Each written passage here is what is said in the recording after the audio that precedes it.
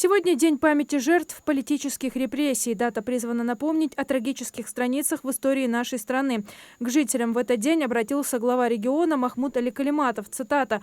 «Уважаемые соотечественники, дорогие земляки, сегодня в нашей стране отмечается День памяти жертв политических репрессий. Для Ингушетии эта дата особенно важна и трогает сердца каждого из нас. Наш народ, как и чеченцы, карачаевцы, балкарцы, казаки, крымские татары, испытал всю тяжесть несправедливых обвинений. Сотни тысяч невинных людей разных национальностей, стариков, женщин и детей погибли в пути и в первые годы ссылки от холода, болезней и голода. В этот день мы вспоминаем не только депортацию, мы чтим память всех наших соотечественников, всех, кто разделил с нами эту участь в разные годы. В конце 50-х годов новое руководство нашей страны признало незаконными и преступными репрессированные акты против депортированных народов. Справедливость была восстановлена. Мы восхищаемся мужеством и стойкостью наших предков. Их сила духа, вера и любовь к родной земле помогли ингушскому народу выжить, вернуться на родину и возродить ее. Пусть их судьба напоминает нам о важности мира, согласия и уважения друг к другу. Искренне желаю всем жителям Республики Ингушетия и России здоровья, благополучия, мира и процветания».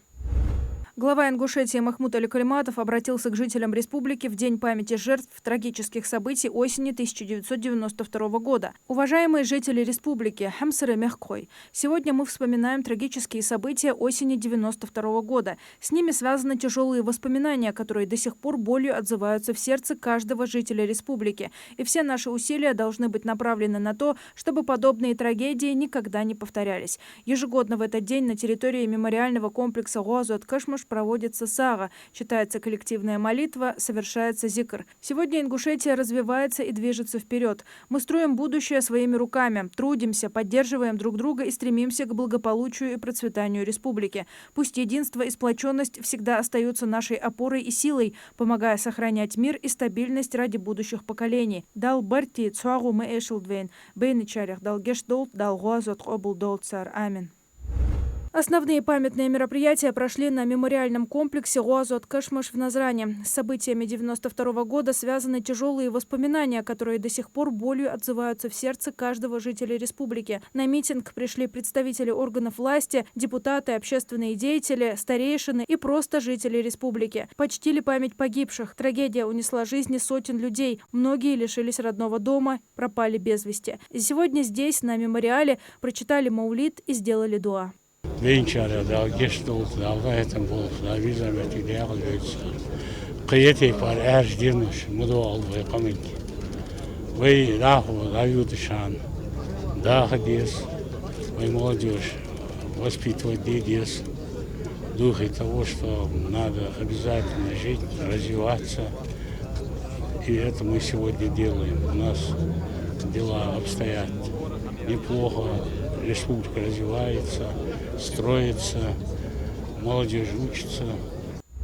Распространяемая информация о распоряжении главы Ингушетии Махмуда Али Калиматова о временном закрытии границы Северной Осетии, а также о усилении мер по охране правопорядка и организации дополнительных патрулей является фейковой, сообщает Миннац Ингушетии. Жителей просят не поддаваться панике и доверять только официальным источникам информации. С 1 по 8 ноября в Ингушетии состоится 10-я всероссийская просветительская акция «Большой этнографический диктант». Мероприятие направлено на укрепление общероссийской гражданской идентичности, популяризацию традиционных российских духовно-нравственных ценностей, а также противодействие фальсификации исторических фактов. В этом году диктант пройдет в онлайн-формате с участием работников Министерства образования и науки Ингушетии, педагогов и обучающихся образовательных организаций региона. Участникам предстоит ответить на 30 общефедеральных вопросов за 45 минут. Максимальное количество баллов – 100. Результаты акции будут подведены 12 декабря, в День Конституции Российской Федерации. Со следующего года в России заработает программа дистанционного наблюдения за состоянием здоровья пациентов с гипертензией с использованием медизделий с функцией передачи данных. Об этом заявил первый заместитель гендиректора Национального медицинского исследовательского центра кардиологии Филипп Полеев. С ее помощью врачи могут отслеживать состояние пациента, показатели давления которого с персональных устройств передаются в единую государственную информационную систему здравоохранения. Полеев отметил, что если систологическое артериальное давление падает хотя бы на 10 мм, то это снижает смертность пациентов от инфаркта и инсульта, и на 20% снижается заболеваемость сердечно-сосудистой системы. Поэтому так важен контроль за давлением.